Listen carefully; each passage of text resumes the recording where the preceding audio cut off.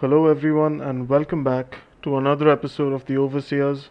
I'm Troelios, joined as usual by my co host Nightwing, and we are 1 week into the Countdown Cup qualifiers, and we've got a new patch that we really wanted to talk about because it feels like a significant improvement from the old static Junker Queen patch.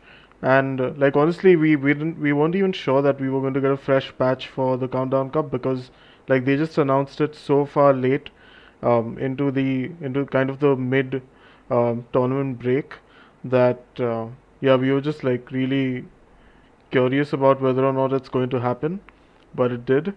And we've got a pretty fun meta with a lot of hero diversity, and like fortunately, a lot of teams finally going back to playing their signature heroes rather than just something that is overpowered every single time.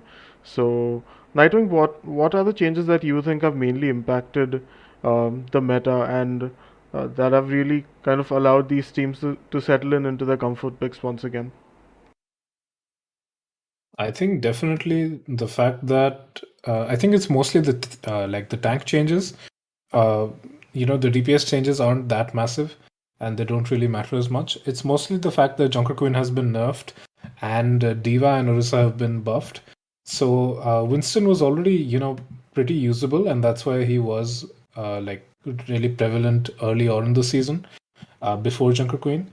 However, now that you've got these Diva and Orisa buffs, you're able to play a variety of tank compositions, depending on which one is more favorable on a particular map and which one is more favorable for a particular team, which I think is a really good sign for the meta. Some teams are also playing ball, even though that's not as effective, but some teams can make it work at times. Uh, so in that sense, we have a lot of comp diversity because the tank still sort of heralds uh, the kind of variety and the difference in play styles that you'll see in the game, despite there only being one tank now. Uh, so I think this is a good balance patch in that sense, and it's making the league a lot more fun to watch. Uh, it's also making sure that the balance is just more spread out instead of one prescriptive composition being the ideal comp. So this way you're able to see your favorite players on a variety of different heroes.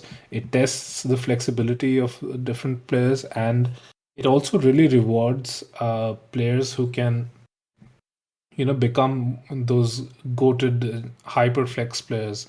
For example, recently we saw Proper playing the top as well. Uh, Obviously, the Shock haven't been doing that well, but that was really fun to watch. Uh, Other players have been flexing onto different roles as well to suit the composition and suit the tank that they're playing with. So I think it's just a really good time uh, in terms of Overwatch to balance. Yeah, I mean, Overwatch is always at its most fun when everyone can kind of play their comfort picks and not have to adhere to a certain set of heroes. And that's what's really nice about this meta. I think mainly the Junker Queen nerfs kind of did it for the meta, right? Because her commanding shout was just nerfed to the ground, and that just kind of like buried her deep into the depths of the meta. Because like right now, Junker Queen is only being pulled out by those that see her as a comfort pick, or on really close quarters maps, or those that are just like really good at the hero. So, for example, you see Punk playing a fair bit of Junker Queen, just because he's so comfortable on the hero, and because his team like is good at playing those kind of rush compositions. So she's not like dead, but she's far more situational, which is what every hero needs to be. I like how like we've seen every single tank except for Roadhog in this. Oh, we have seen Roadhog as well. What am I saying? Rhino did pull him out, so we've seen pretty much every single tank, every single support, and I think almost every single EPS, like with the exceptions of Bastion and Junkrat, I believe.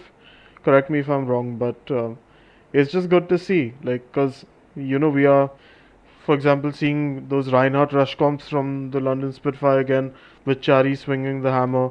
Um, we also seeing, for example, the LA Valiant putting Marvel back on the Doomfist once again.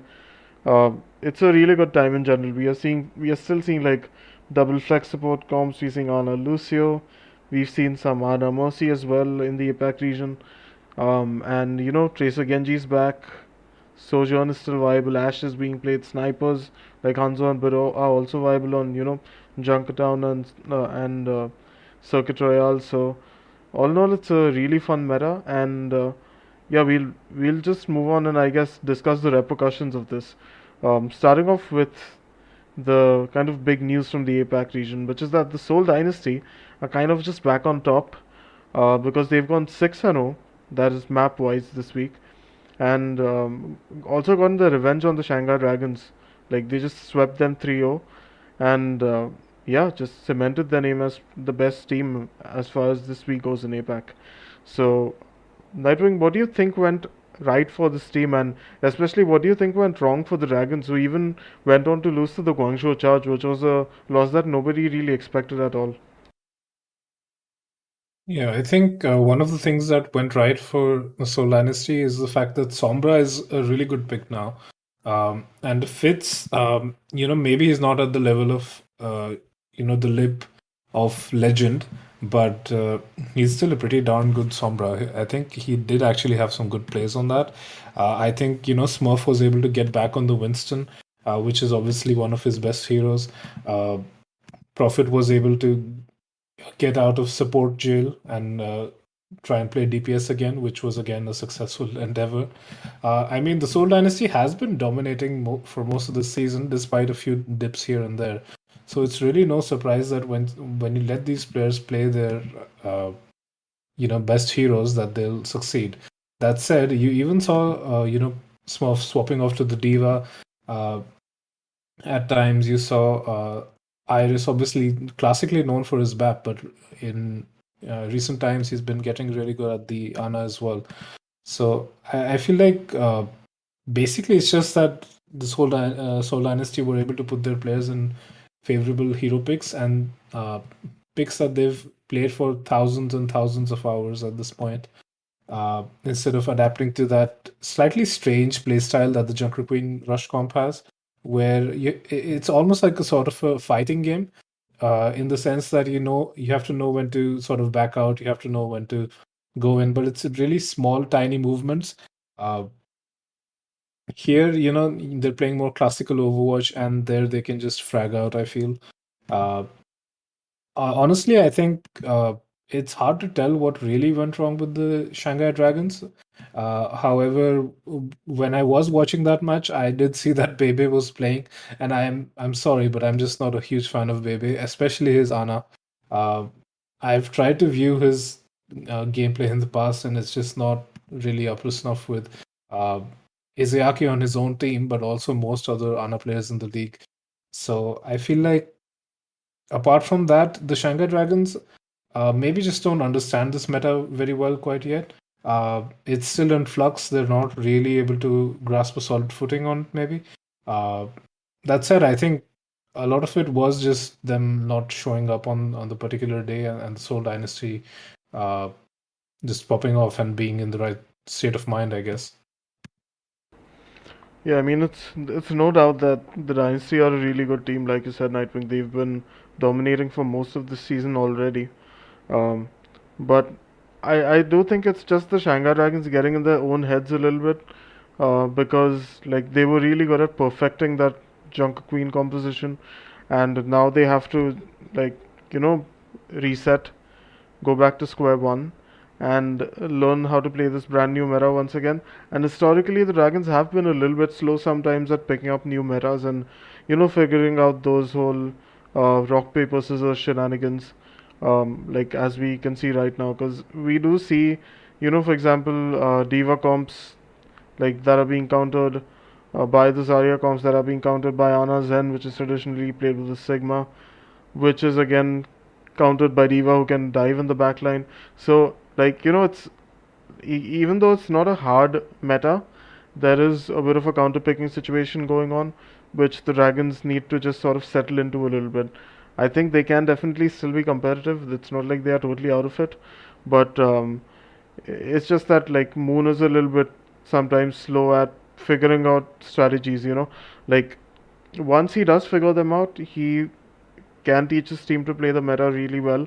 or even more than that, teach them how to counter the meta, which we've seen a lot of times before. So I'm sure the Dragons will be fine. But huge props to the Seoul Dynasty because it's really not easy to go 3 and 0 against the Dragons, especially go 6 and 0 for the entire week overall, which is, yeah, impressive. Um, on the opposite end of the spectrum, though, we've got in the NA region the San Francisco Shock, who surprisingly lost both of their matches this week.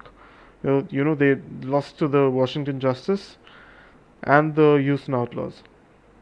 And I was quite surprised by this because, uh, honestly, I saw them like going up against the Justice thinking that, oh, this is going to be an easy 3-0 for the Shock. And even against the Outlaws, I was like, okay, the Outlaws are competitive, but they're not someone that can beat the Shock just like that. And they both did. And like I'm really sorry, but I must say that Mikey is playing some of the worst Overwatch I've seen this season. It's like I don't understand his positioning, his engagement timings, his cooldown usage, nothing at all. He just kind of plays as if the enemy team is never going to punish him. So he ends up overcommitting a lot to fights and just dying. And like not even bringing in Koluj has been able to like help the team recover from just losing those maps that Mikey has been playing in. Like I doubt that the team has won a single map with him in it. So yeah, they really need to sort the main tank situation out. I think honestly putting in Kaluj all the time should still work out fine. I think he's someone who can definitely pick up the Orisa, pick up the wrecking ball because his mechanics are pretty sound. And yeah, I mean, if it's much better if they have just one tank going into this meta who can just play and counterpick on a lot of different heroes because this like Mikey situation is really not working out for them. Um, I know that Proper was kind of like a little bit down in the dumps, but honestly, just it wasn't his fault. I still think he popped off. It was a little bit of the tank line, a little bit of maybe Sam not playing that well since he isn't really a Sombra player, and that's about it. I think the supports were fantastic. The team just needs to kind of reevaluate the situation, kind of like the Shanghai Dragons, and figure out what their game plan is going into this tournament. What are your thoughts as a Shock fan, Nightwing? Okay, so I think my analysis is slightly different. I mean, in an overarching sense, I sort of agree, but here's what I think. So I think it's a little bit uh, like it's a little bit hyperbolic to sort of blame everything on Mikey in this sense. Yes, I didn't love his ball, uh, but also it's not like Mikey himself is really making the decision between playing the ball or the Ursa, right? It's the team strategy as a whole, and that's what they're screaming and that's what they're trying to execute. You saw that when Mikey played the Ursa, they were at least a little more competitive. And while they did still lose the map in while playing control when Mikey was playing Orisa, it was still still competitive at least. When Mikey was on the ball, he was just not able to execute whatsoever. Uh, but you're right, Prolios, that it's probably more ideal if Kalush tries to pick up the Orisa here because he already has a really good diva, and Diva was the hero that the Shock were more comfortable on playing the Diva comp. That's where they found a lot more success and a lot more just competitive viability. Uh, the thing is that you can't only stick on Diva because, like you said in that very complicated flowchart of heroes countering each other, you need a tank that can swap mid game, and so it's probably more ideal if Koluj is able to pick up the Orisa, especially since she is basically an off tank now. There's nothing really at the moment that's stopping off tank players from picking her up, and many have. Uh, because there's not really that, pop a shield and stay in one place sort of mechanic to her anymore. In that sense, I feel like the Shock just need to reprioritize, reassign the heroes that each player will be playing. I think in that sense, like Kuluj will be able to execute that better. Uh, that said, I think definitely Sam was not that much impressive as the Sombra. He was all right. He was serviceable, but it wasn't like he was making these huge plays. Uh, the proper was already down. I think he was ill as well, if I'm not wrong. So that's understandable why he couldn't put up the performances that he usually does, even though he did play quite well. The one thing that I did keep like consistently notice in both matches for the Shock was that Finn and Violet were just getting dove on and getting destroyed over and over and over again, much more than the enemy supports. Uh, every single time they would just get absolutely destroyed. Uh, and the other supports would be perfectly fine. I think to some degree that's a sort of DPS gap in the sense that the Shock's DPS were not able to uh, really focus down the enemy's uh, support line. However, it's also a failure on the tank side because especially when you're playing Diva, you have the ability to peel for your supports. So I think overall, like many players in the Shock are currently failing in their duty. The supports themselves are not using their sleeps or their lamps or their other cooldowns to keep themselves alive either. So I think it's sort of the whole team's fault to a degree, and it usually is with any matter in a particular team. I think it's just a little bit too simplistic to blame like the team's failure on one singular player. That said, yeah, I don't want to see Mikey play ball anymore. Either teach him Orisa or put Kaluj on and teach Kaluj to play Orisa. Because currently, the way this is going, I don't think the Shock are going to make it very far in the Countdown Cup. Yeah, you're right. I think like the whole team just needs to step up a little bit. It's just like the whole team is underperforming a little bit. I think just like Mikey is a little bit more disappointing than most of the team members, and it's not even the hero picks, right? Like I'm okay with him playing the Orisa or the ball, but he's just overcommitting a lot. Like I've seen many other players do that. I used to see Aldo do that a lot on the Genji before he improved during the summer showdown. So it's just a matter of how many resources you want to invest in a fight, and during what phase of a fight. And I just think Mikey goes a little bit too overboard, thinking that he's gonna get out of the situation, scot free. So that's all I meant. But like honestly, fair points over there. Like if you want to get wins, you have to improve as a team and fix your mistakes. And hopefully the Shock does that soon. Um, all right, moving on. We did get news earlier this week that Patiphan from the LA Gladiators had retired from professional Overwatch. Now, earlier this season, Patiphan had put out a tweet saying that he would no longer be playing this season because of his injury and he would need time to recover. But, as an update, he's now just retiring from the game entirely, just going back to Thailand to be with his family. And yeah, we don't really know where he's going from there. But I wish him the best of luck. I do think he is like a really like a legacy player for Overwatch because he's been like a very well-known player for many years. He has represented his country multiple times. He has been part of very successful teams over multiple seasons in Tier 2 Overwatch, and naturally made a name for himself playing in the Overwatch League and winning two tournaments. So hats off to him. There will be very like few hyperflexes as good as him, and whatever he does, I hope he does it to the utmost highest level and just pops off in real life. Yeah, I mean, this is a certified Giga Chad moment. Comes in as a rookie, wins two tournaments, leaves, refuses to elaborate. And yeah, Patiphan definitely uh, did do that. Living up to the whole Giga Chad hype that he keeps posting.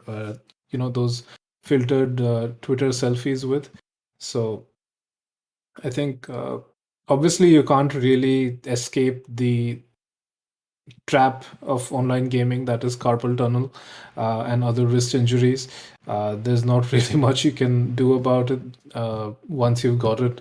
There's like very limited options to make it slightly better, but it's definitely not in the cards to continue playing as a professional esports player after that. So it's understandable, even if it's sad, and it's definitely the right decision to go for your health because even if you can't play a game, at least you want to be able to move your wrist around without it hurting. So it's understandable, and Patiphan has made a quick buck for this year, and now he's out. I think that's pretty respectable. He put out some pretty good performances while he was in the league, despite only being in there for a very short time, and I think he showed that he could reach the peaks that he was touted for ever since he was almost 13 or 14 years old, if I remember correctly.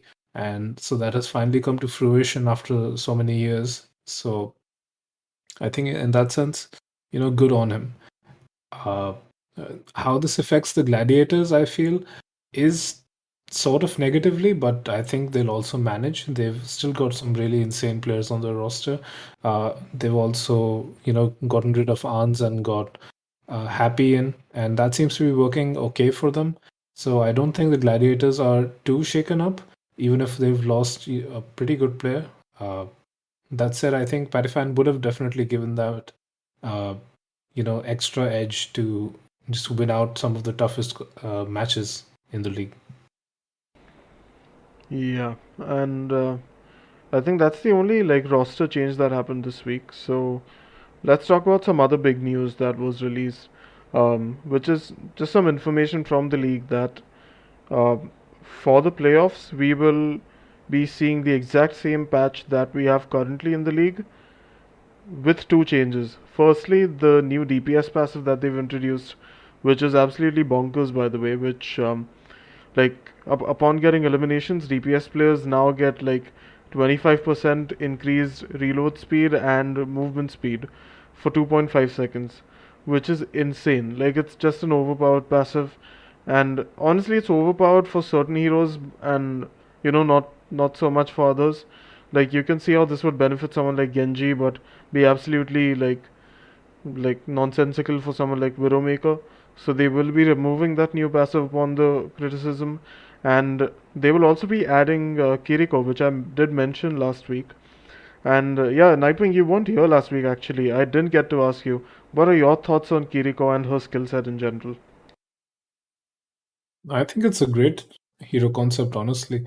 Uh, I don't think there's really the same issue of the that we've had with the lamp, just because it's an incredibly like well-timed skill shot sort of ability with the what's it called, the Suzu bell or something like that. Uh, I was listening to ML7 describe the ability. Obviously, I haven't played with it myself yet, uh, and apparently it's harder to like time that than hitting a really good sleep on like a mid shatter Reinhardt. So in that sense, like it's totally understandable why they would give this ability to a hero, especially since apart from that, she doesn't have anything too overpowered going for her.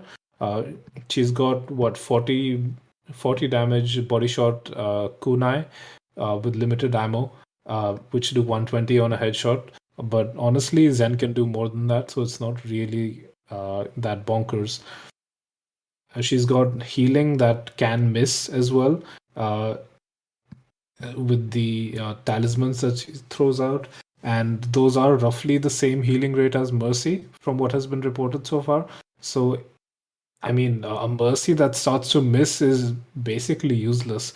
Uh, so, in that sense, like, I don't think the hero is overpowered at all. I think some really good players will be able to utilize the sort of teleport fade thing that has a really good range. I think that will be really good for dive comps and just for finishing off targets as well as getting peel, going back to your other healer. So I think that's one of the most important abilities for a Kiriko, uh, potentially even more than timing the Suzu bell correctly. So I think overall it's a really good high skill hero, where the only real respite that Kiriko has is that dash and the little bit of healing that she can do. I think it's fairly well designed, more of an off support that I think players will really enjoy to play in Overwatch 2. Yeah, she does look really fun. I'm not yet sure whether main supports will pick her up, or flex supports. But I think if that kunai is as like critical as I think it is, I think it might be the flex supports going for that, just because they have a lot more aim. Like they have more, I guess, like higher chances to make mechanical plays with the kunai, which will be like more valuable in high levels of play than landing something like the protection Suzu that you mentioned. And I think the healing, like, yeah, anyone can use the heals, but I think she's going to be a high skill ceiling hero, uh, which are generally, picked up by the flex supports. But anyway, that's we just want to get that out of the way, and let's now get to talking about some of the best matches that are set to happen in week two of the Countdown Cup qualifiers. And we've just picked one match from each region. There are a few ones that were really close in terms of excitement level and also level of play for us, but these are the two that we've picked. The first one from the APAC region is going to be the Seoul Dynasty versus the Chengdu Hunters, which is going to be actually our very first match of week two. And like last week was pretty interesting for both of these teams because they both played like fairly high levels of Overwatch. Naturally, the Dynasty getting a perfect 6-0 in terms of maps, and the Chengdu Hunters also getting two wins. And like, wait, hang on, they did get two wins, right? Let me just check Um, that. Don't want to be giving out poor information here. They did get two wins. Yeah, they did get two wins.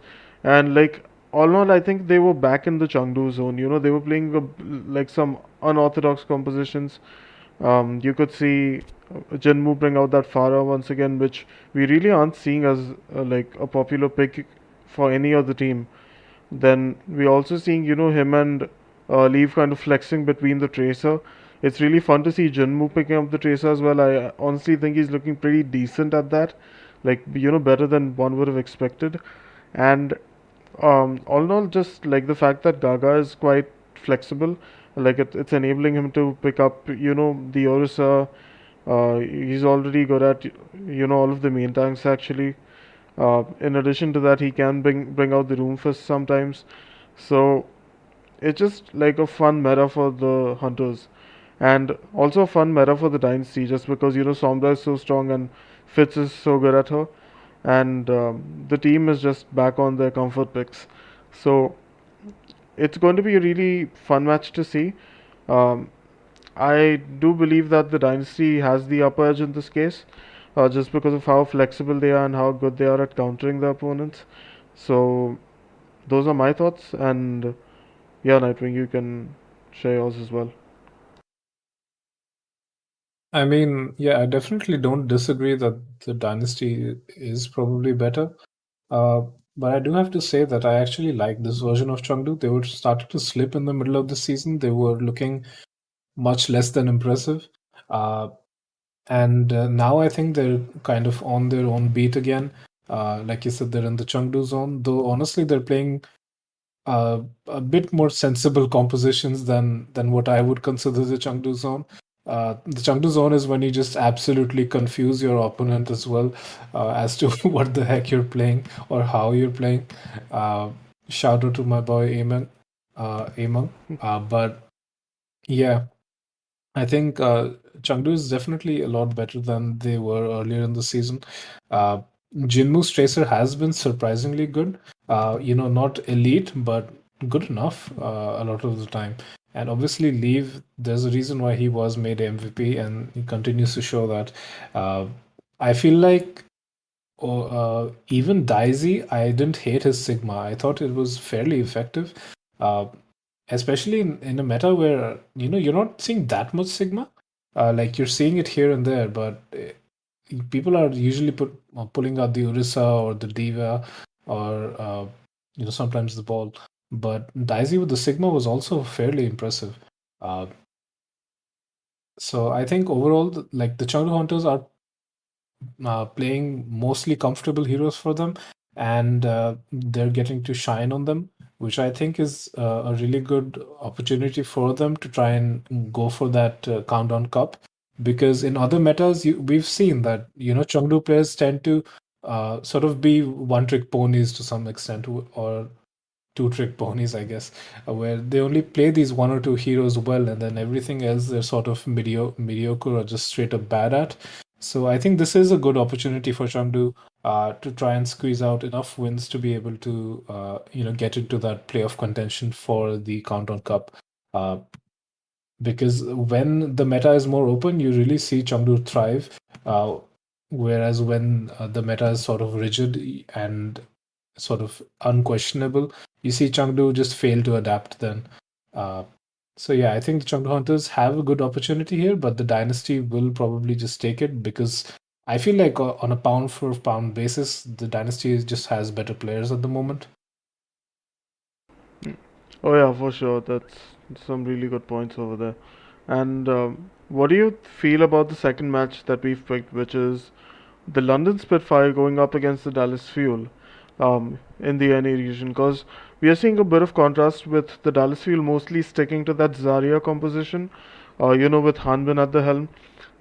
They sometimes do a little bit of BM putting Edison on the Genji, which, conventionally isn't his pick, although he does play a decent Genji.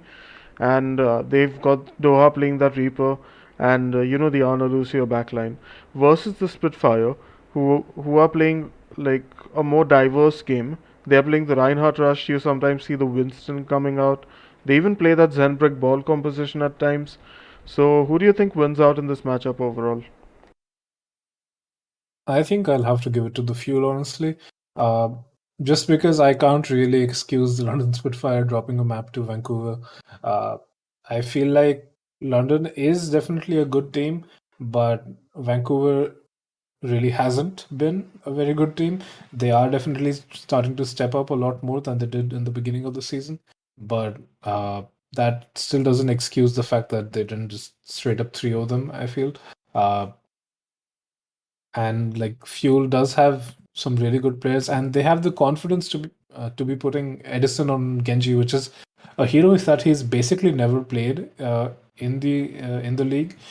He's mostly just played the Tracer and the hit scans, and maybe the Hanzo here and there. So I think in that sense, like the Dallas Fuel are feeling themselves, they're confident. Hanbin is an absolute god. Uh, and obviously, Fearless is still sort of missing. He's MIA, but when he does get to come in, he can even play the Winston at probably one of the highest levels in the entire world. So, in that sense, I feel like there's just no way that the London Spitfire gets away with this. They've also got, obviously, honestly, in my opinion, like a top two or maybe even top one flex support and fielder. Gio is also doing pretty all right. Uh, so I feel like just the player diff is still quite massive. Players like Backbone have been stepping up recently. Uh, Sparker obviously is their mainstay. He's played, I think, the most matches ever for like any player who's ever played with London or something like that. I saw a stat like that recently. Hardy has been doing great. Uh, all that said, though, I still feel like the London Spitfire has a lot more room to falter compared to the Dallas Fuel, just because the Dallas Fuel, when they start dominating, they just absolutely continue to do that, and there's just no recourse for the enemy team. Yeah, I think you're right over here in the sense that Dallas Fuel is definitely the better team. I think it's mainly because they've been more consistent in this meta. Like, they're just playing one composition for the most part, but they're playing it to utter perfection. They do play that Sigma comp on, for example, Junkertown or Circuit Royale. But other than that, they're just like so abysmally good at like playing that Zarya composition that like there's just no there's no exploiting any weaknesses in it. Their positioning is really good. Their cooldown usage is fantastic. They cycle their ultimates very effectively. So it's going to be hard for London to break that because I don't think they have a clear answer for it. If they play those monkey comps, that's fine. Like Hanbin can peel for his backline with his Arya bubbles. Edison or Doha, whoever's playing the Reaper, can also just burst down the monkey. Um, like against Reinhardt, naturally they can still keep up the pressure. Like they've got a lot of shield break, especially when Hanman is really charged up, and Reaper can of course apply frontline pressure. So the Spitfire don't have a particular answer for Dallas's Zarya comp. But if they do figure that out, I think this could be really exciting series to watch. I do still think it'll be competitive because I think the London coaching staff has proven to be quite smart when it comes to hero swapping. So yeah, I think it should be a fun watch either way. So yeah, those are our thoughts on the best two matches of the upcoming week, and yeah, this is probably going to be our last episode before Overwatch 2 drops, which is just like crazy to say out loud because it's just hard to believe that our time with Overwatch 1 is coming to an end. This game has been a huge part of at least Nightwing and my lives for like the past many years, nearly like half a decade, I would say. So I am. It's like it's bittersweet to see this game go because like even though it's given us a lot of like bad memories of throwers and smurfs and cheaters and whatnot just ruining our games, it's also given us a really fun time, just like playing together, trying out different strategies, playing different heroes, and just having fun in general.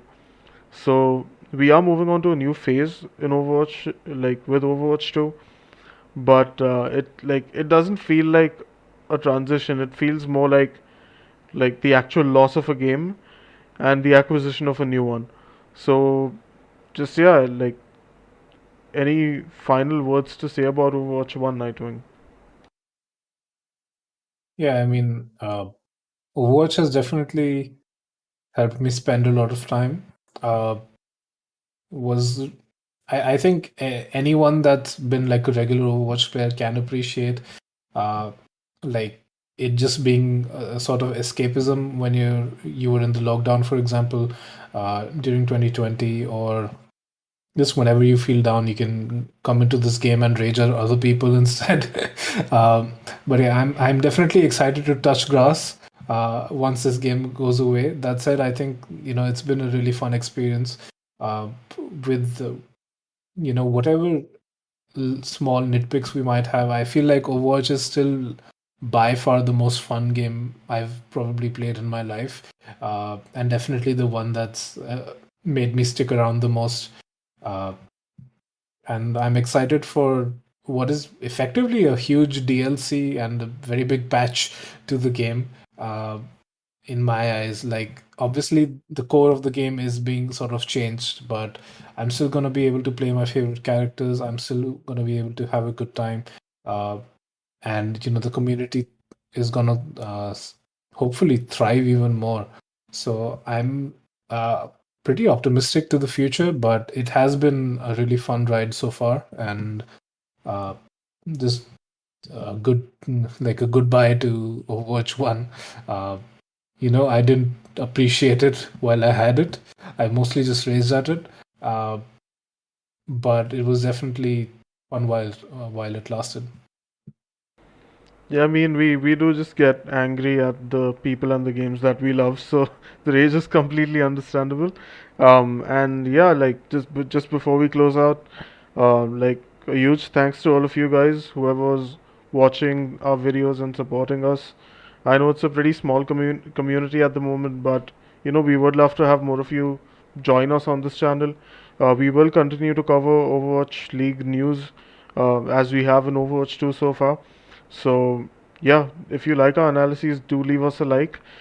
Share your thoughts and like your thoughts on transitioning to Overwatch 2 in the comments as well, because I'm sure a lot of us have really fond memories of the game, and like if you want to like discuss more with us like in depth about the Overwatch League or Overwatch in general, feel free to join our Discord, which I will link in the description as I do in every video. So thanks a lot for listening, guys, and we will see you once we hit the sequel. Bye bye.